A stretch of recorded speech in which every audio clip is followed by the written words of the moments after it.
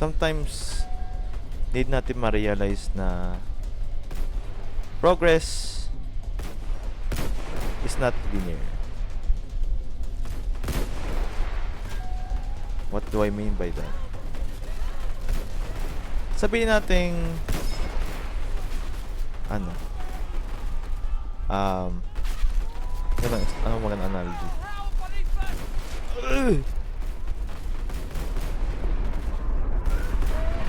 Magandang example.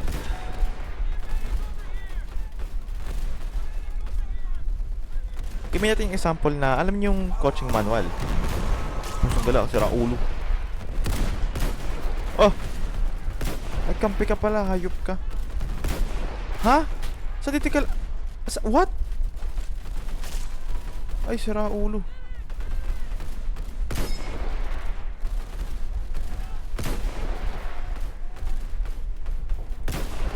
Are. Kalaba, ano ka ba? Anyway, hindi natin ma-realize na gulo kasi. Ay, doon natin sa example. What I mean by that is, gamitin natin example ng coaching manual. Siguro naman naka-experience na kayo kung ano yung pakiramdam pag nasa coaching manual kumpara sa coaching manual.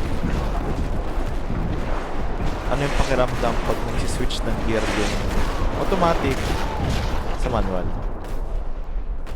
Kasi when you drive, especially when you are driving a manual vehicle, ang sistema nun is pag mag-shift ka ng gear, tatapakan mo muna yung clutch mo.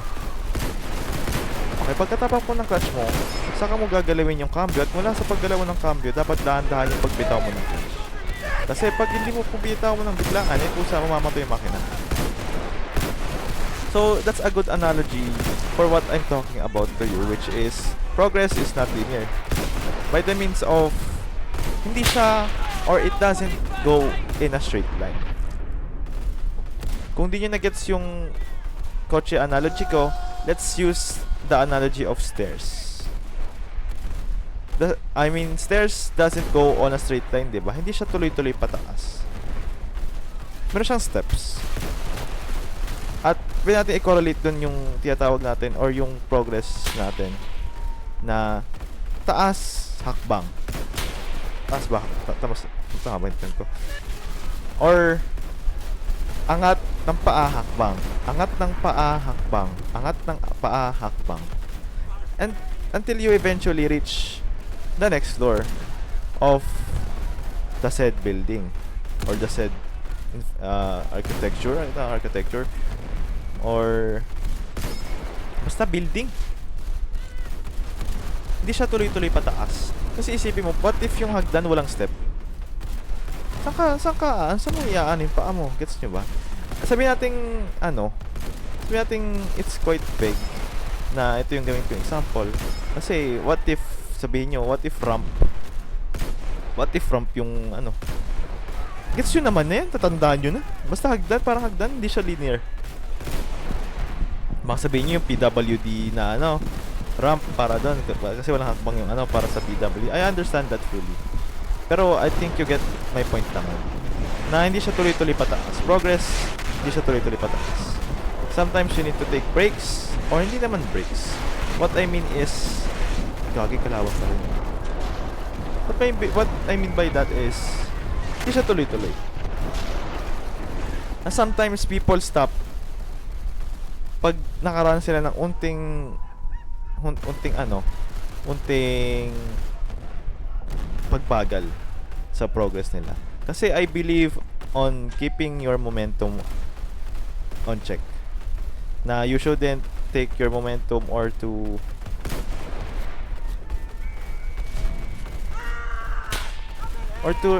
take your momentum for granted. Kasi if you stop putting coal in the train or in the ship, eventually, manghihina yan. To the point na hihinto siya.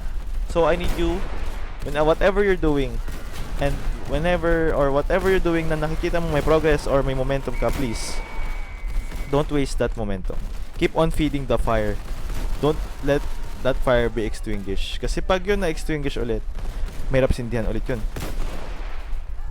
Tapos di natin sure kung kailan sisindi yun ulit.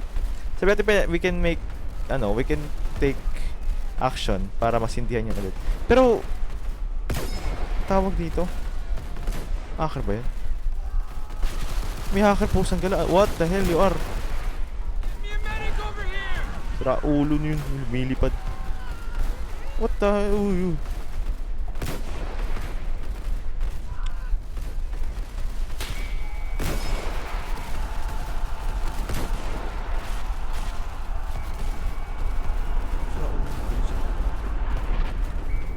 Ayun. Hirap siyang sindihan ulit. Kaya, I need you to keep on feeding the fire until so totoo nga, dapat never let that fire be extinguished. So, people, like I've said, people tend to stop na whenever they feel na humina yung apoy na inaano nila. Uy, sira ulo. Let's say na, di ba, balik tayo dun sa hagdan analogy. Kunwari, nandun na sila sa pag-angat ng paa. Pag nakaramdam na sila, pag natapak na nila yung paa nila na yun. Kasi flat na yun eh. Flat surface na siya eh. So, walang progress. Hanggat di mo ulit inaangat yung paa mo, hindi ka magpo-progress. So, when people experience that plateau, they tend to stop na, shit. Sana yung kasi some people, masarap yung grasya ba? Yung grasya when you see the things that you do make progress. Yung dopamine na tumatakbo sa bloodstream mo, pusa, it's like a drug na lagi mo hahanap-hanapin. Dahil sa masyado kang reliant dun sa dopamine mo na yon or sa feeling na you should always make progress, sometimes pag di mo maranasan yung progress na yun or yung dopamine mo yun, ano nangyayari? You lose hope. Di man you lose hope, pero nangihina, bumabagal. Kaya, ayun, sana whenever you hit a plateau or you don't see any progress, you need to be aware that sometimes you need to delay your gratification. Kasi we all know that yun nga, banggit ko, it's not linear, pero we should keep that in check din when we're in the area of plateau or in a plateau. We shouldn't stop whenever we feel that, or kung di na tayo nakakaranas ng kasi kadalasan it's when you're in that particular phase of reaching your goal or your objective, that's another level for you to make a significant yung like we're talking about right here, progress. Hindi nila alam na pag na-skip nila yung progress na yun, o na-skip nila yung plateau na yun, is another progress siya. Yes nyo ba? Kasi balik tayo sa hagdan analogy. Pag nakakpang ka na sa first step, tapos ando ka na sa step, malamang iaangat mo ulit yung paa mo para makakabang ka sa second step until you eventually reach the top. Kaya sana hindi tayo mawalan ng pag-asa whenever we see our progress slow down. As long as we keep on continuing, even though we don't get results, we don't feel the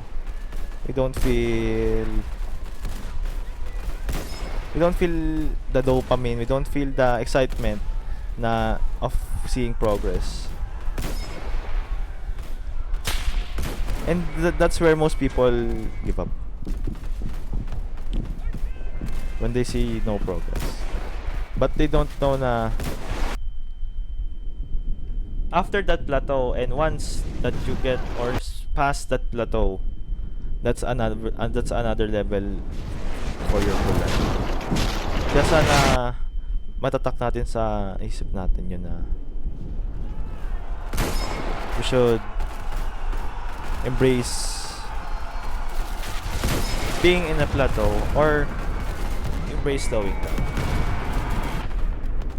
Kasi sabihin natin diba, let's try to make it simple by spamming you or magbibigay ako madaming example sa inyo ng analogy para malinawan kayo. Sabihin natin baka nakatulong na yung analogy ng stairs or analogy ng manual na kotse. Pero baka makaisip ako ng iba pang analogy na mas magbibigay linaw sa'yo. Kunwari, balik tayo sa vehicle. Sabi natin nasa highway tayo. Or we're in a smooth paved road. May asfalto ba? Yung saya masarap pag maneho sa ganung klaseng kalsada kasi ang smooth ba? Yung smooth. Kung may nakita kang lubak, will you continue on going or will you continue on with your current speed?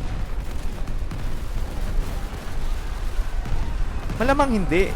Bakit? Kasi pag magtuloy-tuloy ka doon tapos nakita mo lubak, either wasak yung mo, gulong mo, or worse, lumipad ka, gets nyo ba? O may nakita kang humps. Pag may nakita kang humps, tuloy-tuloy ka ba? Di ba hindi? Ito, babagalan mo muna, chillings ka muna, huwag kang palo. Kasi pag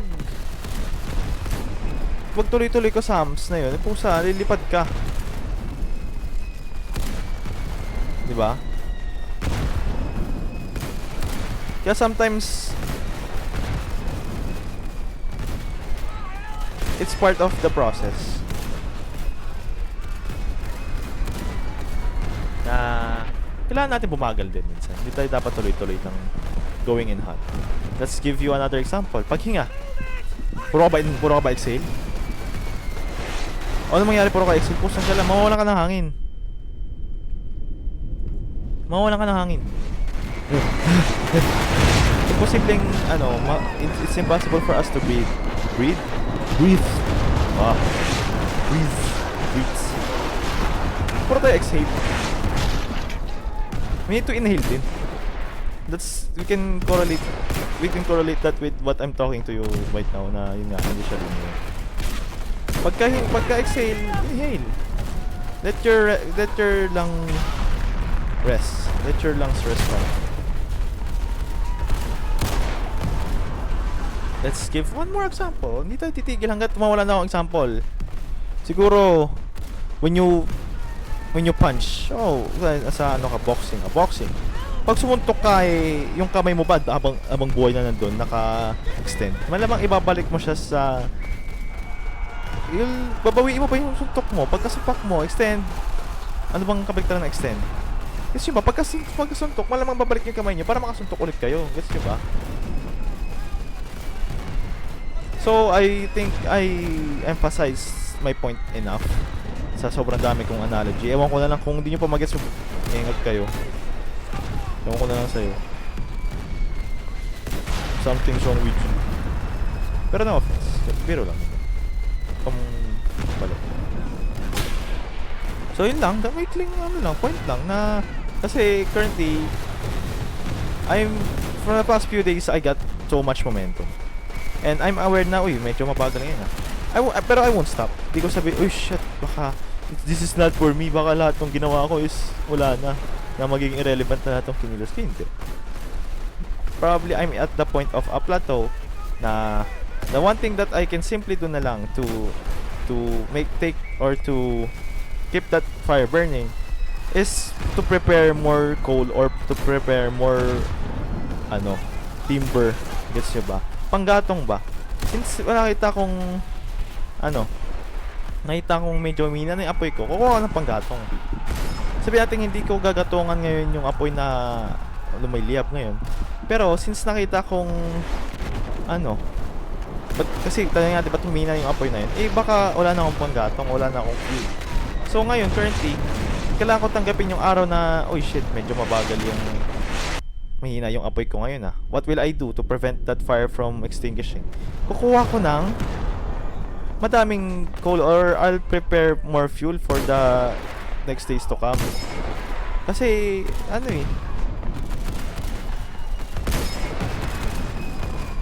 para sa mga susunod na araw hindi na magtuloy-tuloy yung gets nyo ba? Para hindi magtuloy-tuloy yung paghina ng apoy. So, if you're in a plateau or you think you're slowing down with your progress, just take my analogy. Ano ito patayin? Just use my analogy as maintaining your fire. And from maintaining your fire, make sure that you have enough fuel. If you notice na humihina yung apoy, and you notice na wala ka ng panggatong sa apoy mo na yun, use that day or use that opportunity to gather more fuel or firewood for your fire. Para sa yung ulitin ko, para hindi na matuluyang humina yung apoy mo.